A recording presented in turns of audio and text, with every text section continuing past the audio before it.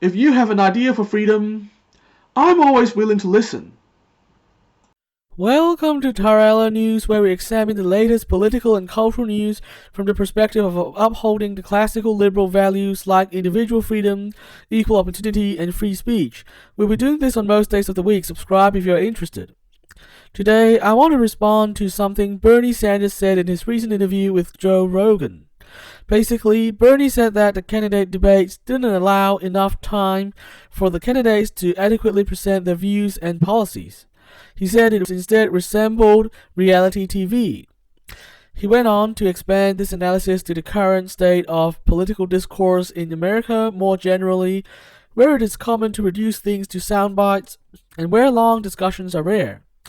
He made it clear that he believes the media has responsibility for this regrettable situation, and also compared it to some other countries where leaders of major parties are given hours of free airtime to explain their platform on TV. As is often the case, I think Bernie has accurately diagnosed a major problem with the quality of political discussion in America and many other Western countries. While I don't always agree with Bernie, he is always great at making this kind of analysis. In fact, I strongly believe that the proliferation of fake news has a lot to do with reducing everything to sound bites. As to how this situation can be resolved, Bernie told Joe Rogan that he thinks it can only be changed with legislation. Regrettably, I think in the immediate present, he is essentially correct. On the other hand, if we take a longer-term view, it is the culture that needs to change. I mean, what Bernie essentially said was that network TV wouldn't change unless they were forced to.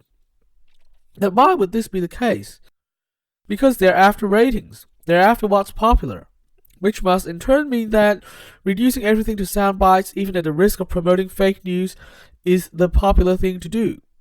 But then, what's popular in terms of the media landscape changes regularly, and it all depends on what the public values.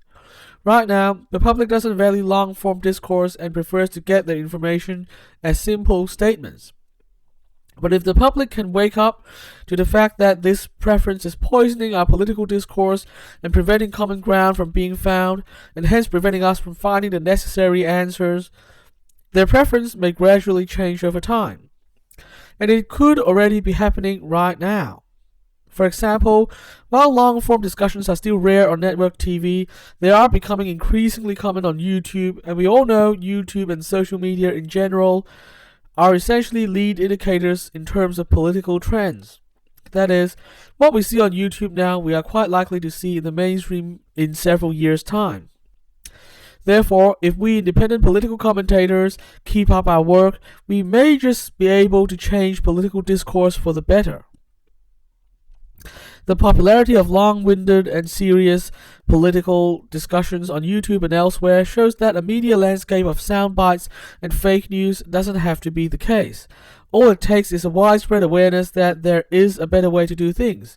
And right now, by creating alternative political content, by creating meaningful content as opposed to the sound bites on mainstream media, we are spreading this awareness.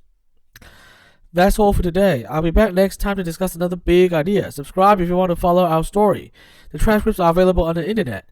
And remember to resist the hive mind and stay individualistic. The world depends on it.